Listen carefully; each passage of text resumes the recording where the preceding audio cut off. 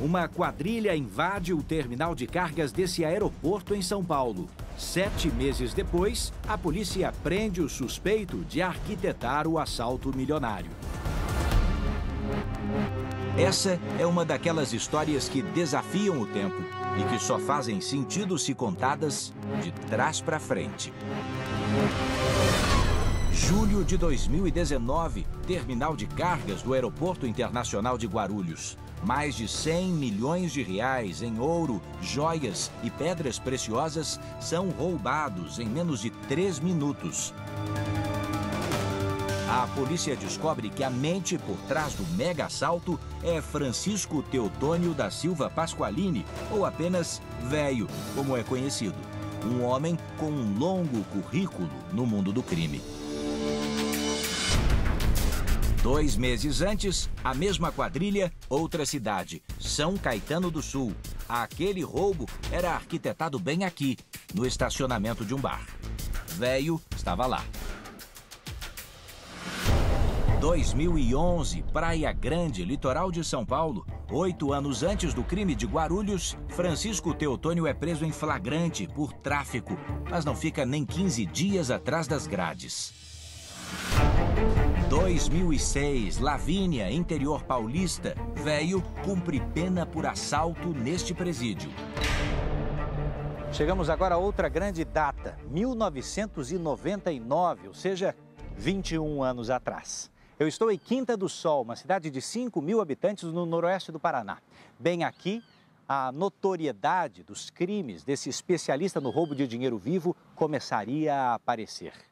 Não exatamente por causa das grandes quantias, mas pela engenhosidade envolvida nos crimes. Porque até aquela época, ações de forte impacto com o uso de armamento de guerra e sofisticados planos de fuga não eram nada comuns.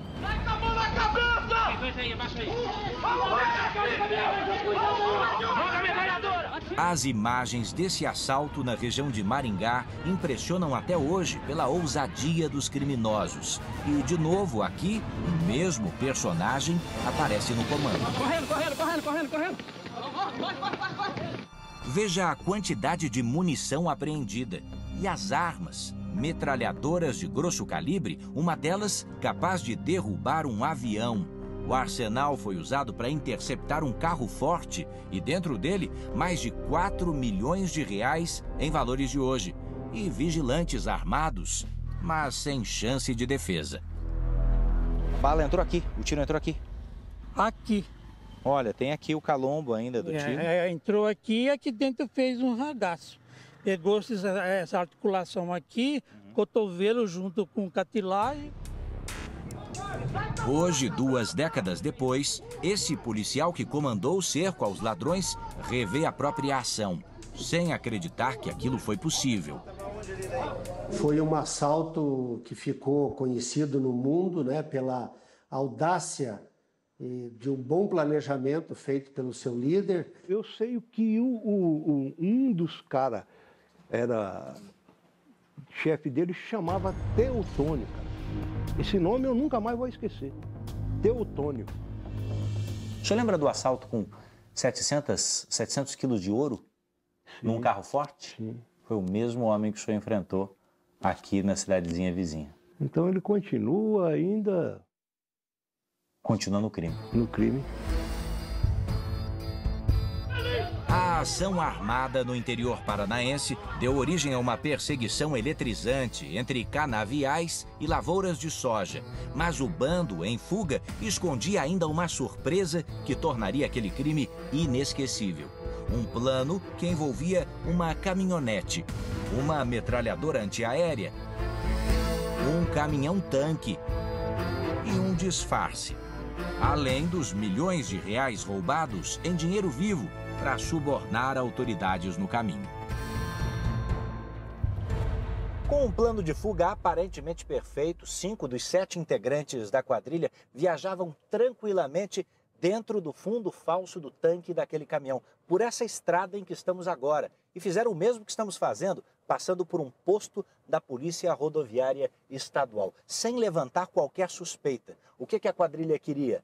Continuar rumo Curitiba e de lá de volta para São Paulo com cerca de R$900 mil dentro do caminhão. Em valores atualizados, mais de R$4 milhões. Só que a quadrilha não contava com o talento e o farol aguçado de um policial militar. Eu subi em cima do caminhão-tanque para ver se tinha óleo dentro do tanque. E aí? Não tinha óleo, o caminhão fazia muito tempo que não tinha óleo, que ele estava meio enferrujado por dentro. Domingos, o então soldado da PM, hoje terceiro sargento aposentado, não esquece daquele dia, quando suspeitou do caminhão e, de quebra, dirigiu o veículo até esta esquina, sem saber que levava com ele a maior parte do bando, escondida naquele fundo falso do tanque. Se nós dessemos tempo a eles, para eles saírem do caminhão e entrar em confronto, nós íamos perecer os 5. Só ia sobrar o chassi da viatura, do Jeep. Lá dentro, ventilação adaptada, colchões, armas e boa parte do dinheiro roubado. Transformaram o caminhão num escritório do crime, né? Ao todo, foram mais de 6 horas vigiando os ladrões nesta sala. Foi quando o policial percebeu com quem estava lidando. Eu nunca vi um pessoal sossegado, tranquilo, não esboçava nenhum arrependimento, nem nervosismo. Falou, cara, rapaz, vê quanto que você quer. É dinheiro, é muito dinheiro. Você abre a boca, vê quanto que você quer. A única coisa que nós queremos é sair dessa e trampar. Dinheiro nós conseguimos a hora que nós queremos. 21 anos depois, no treinamento de futuros vigilantes, aquela história ainda é lembrada, em sala de aula, por quem participou do cerco.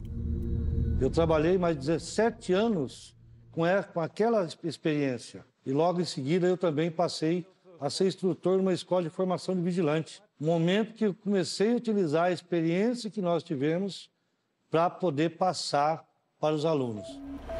Pelo roubo, Teotônio foi condenado a 12 anos de cadeia. Mas do presídio em Curitiba, Velho acionaria uma cara e experiente rede de advogados. Deparamos com um advogado bem trajado, deslocou de Minas Gerais até Maringá de avião, locou um veículo, um belo de um veículo. Um dos comparsas de Velho no roubo de Maringá é Ayrton Ferreira Silva, conhecido como Tico Preto. Hoje, um dos homens fortes de uma das maiores facções criminosas do país. Ele está preso num presídio federal. Dias depois, parte dos ladrões de Maringá conseguiu fugir da prisão, escondida num caminhão de lixo. Mas o líder da quadrilha tinha outros planos. Ainda no começo do cumprimento da pena, por causa daquele crime lá no Paraná, Teotônio conseguiu a autorização da Justiça já no ano seguinte, 2000, para ser transferido de volta aqui para o estado de São Paulo, onde tem família. Só que o assaltante não passou mais do que 30 dias preso. Fugiu sem grandes dificuldades do que na época era a cadeia pública da cidade de Praia Grande, aqui no litoral de São Paulo. Anos depois ela foi demolida e no lugar construíram esse centro de detenção provisória. O ano de 99 foi marcado por grandes ações de Teotônio e de seu bando. Num único dia, realizaram um roubo simultâneo a 3 agências bancárias em Canarana, em Mato Grosso. E a técnica foi a mesma do Paraná, um caminhão-tanque recheado de armas e assaltantes, atrás de malotes, com equivalente a R$900 mil. 3 meses antes, a quadrilha roubou mais de 5 milhões de outro banco em 7 Lagoas, Minas Gerais.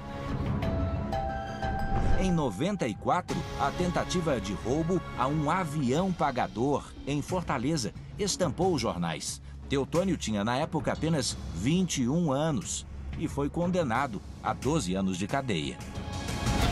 Meses antes, outro roubo a carro forte. O local, Jarinu, interior de São Paulo. O veículo foi interceptado em uma movimentada rodovia. O prejuízo foi de R$1.800.000. Ao longo dessa investigação do jornalismo da Record TV, que viajou no tempo, processos precisaram ser desarquivados em alguns estados do país. E uma apuração cuidadosa fez perceber o que parece ser um ponto fraco do sistema de justiça brasileiro. Alguns dos principais crimes cometidos por esse homem ao longo dos últimos 30 anos, acredite, simplesmente não aparecem nos bancos de dados, às vezes da polícia, às vezes da própria justiça. Foi o que aconteceu no Ceará, onde ele era dado como preso, mas estava cometendo crimes em outros estados no mesmo período. É como se importantes anotações criminais desse assaltante tivessem fugido do papel, da mesma forma que ele vem tentando fugir da justiça. Essa certidão comprova. Francisco Teotônio da Silva foi preso em 94 e não consta a soltura dele. Mesmo assim, o assaltante não foi encontrado dentro do presídio no ano de 2000 para assinar o documento. Há pouco tempo, em 2018, a juíza do Ceará, Luciana Teixeira de Souza, pediu esclarecimentos sobre o período de prisão do sentenciado nas unidades do estado do Ceará. Ela já havia pedido a mesma informação ao judiciário cearense em 2013, mas não houve resposta. Por meio da assessoria de comunicação, a juíza afirmou que não iria se pronunciar. A Justiça cearense também negou à nossa equipe de jornalismo acesso ao processo. Crimes como a tentativa de roubo ao avião pagador do Ceará, aos carros fortes de Sete Lagoas e Maringá e ao banco de Canarana, nos quais Teotônio foi preso em flagrante, simplesmente não aparecem no sistema informatizado, como o da Polícia Paulista. O que a gente percebe nesse caso é que existe uma estrutura. Ele não é um criminoso comum, né, como a maioria dos criminosos. Hoje a gente tem mais de 308 mil condenados no país. E esse preso, ele foge da nossa rotina do preso comum. A burocracia pode ser violada, os meios digitais podem ser invadidos. São Paulo tem um processo digital que tem vários bloqueios, que a pessoa não consegue entrar aqui e mudar aquilo que está escrito. Mas não são todos os estados brasileiros que têm os sistemas. A defesa de Francisco Teotônio da Silva Pasqualini foi procurada, mas não quis comentar as acusações.